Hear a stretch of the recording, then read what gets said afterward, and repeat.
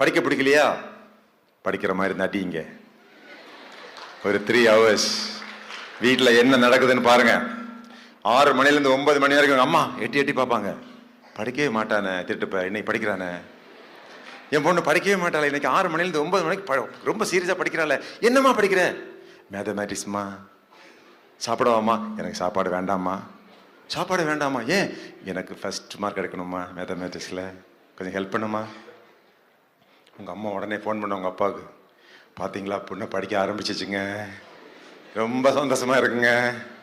அதே நடி ஆச்சரியம், நம்ம ஜாதகம் பார்க்கும்போது சொன்னாங்கல்ல 16 வயசு பிறகு பொண்ணு பெற்று வந்துடும்.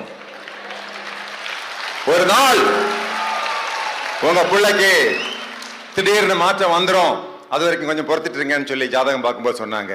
ஆமாங்க, நீங்க உடனே கேட்டீங்க, அது என்னைக்குங்க வரும்? ஒரு நாள் சாயங்காலம் வரும்.